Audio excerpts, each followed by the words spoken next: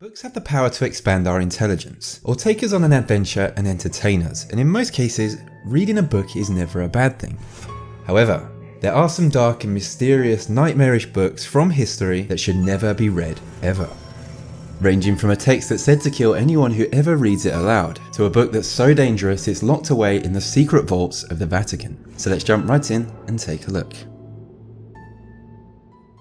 The Book of Koncagül, also known as the Book That Kills.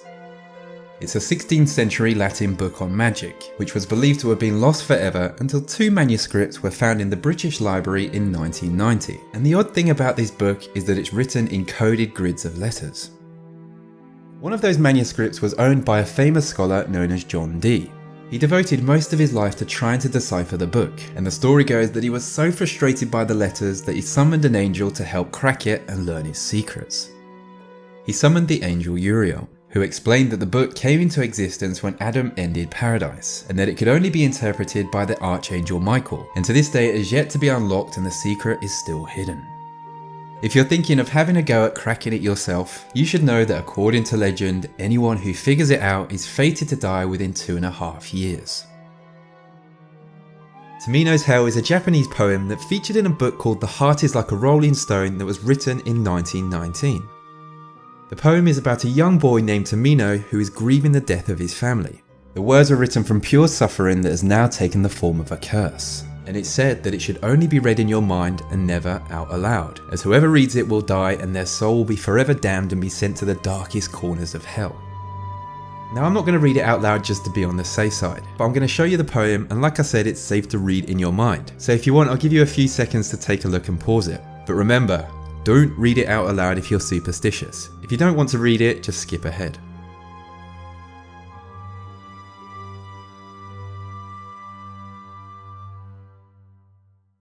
The Necronomicon, also known as the Book of the Names of the Dead, Book of the Laws of the Dead, Book of Dead Names, and Knower of the Laws of the Dead. And it contains information on how to raise the dead, and it's believed it made its author go insane.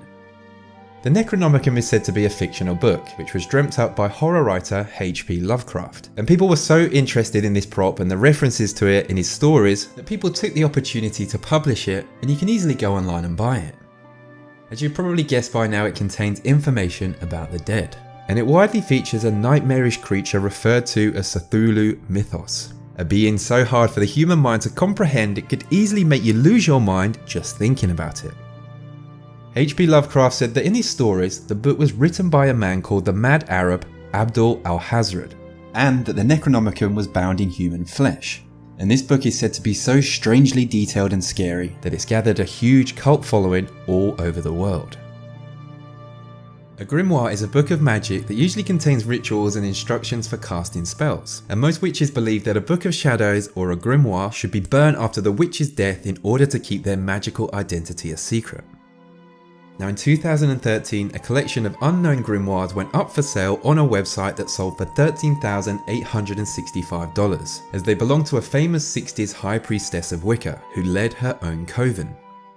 The book contained handwritten information on incantations, how to summon good and evil spirits, curses, spells, and how to make cures and potions, and oddly, even a part on how to make hairspray. Now the buyer and seller were kept anonymous, but the listing did detail that the book was inscribed in Theban, which is an ancient alphabet used in Wicca to hide information from those who do not believe in witchcraft, and once translated it turned out to be a haunting warning and a curse. The warning said, "To those not of the craft, the reading of this book is forbidden. Proceed no further or justice will exact a swift and terrible retribution, and you will surely suffer at the hand of the craft."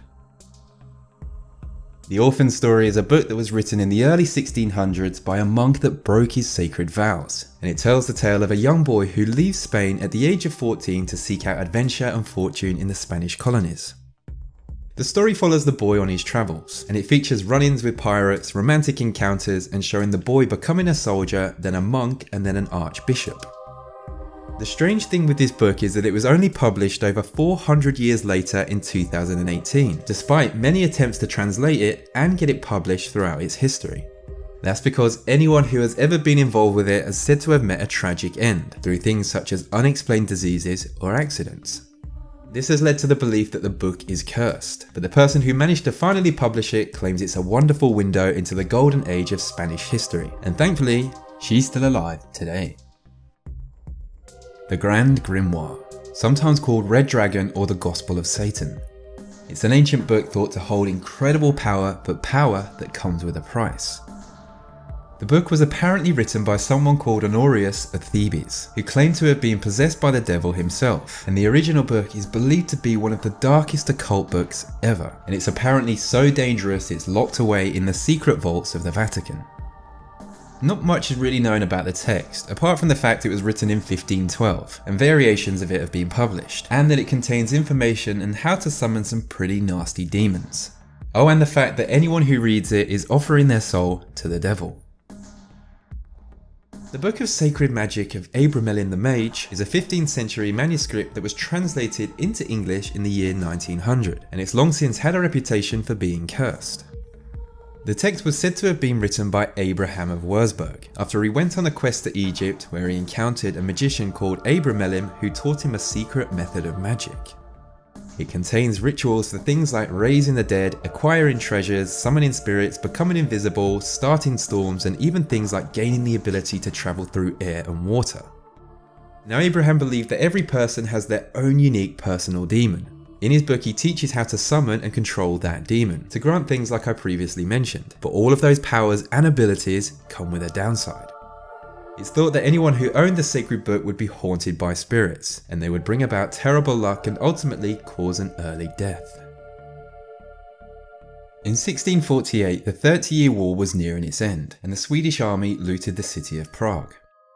They returned home with their loot, and amongst the treasure was a book known as the Codex Gigas, which would later become known as the Devil's Bible. The Devil's Bible was said to have again been written by a monk who had broken his vows at some point in the 12th century. As punishment for breaking those vows, he was sentenced to death, and he was put in a room with the doorway bricked up so he would slowly die from starvation. In those long days waiting for the end, the monk decided to write a book about everything he knew about the human race. On his final night, he still hadn't finished the book, so he summoned the devil and asked him to finish it, in exchange for his soul. The book was then apparently completed by the devil himself.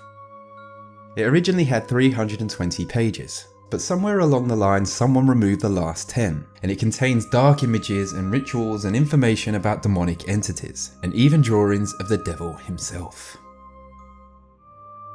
That brings this video to an end. Thank you so much for watching. If you're new around here, make sure to subscribe and hit that little bell icon to turn notifications on. That way you'll see all my new uploads. But anyways, take care, I will see you in the next one, and goodbye.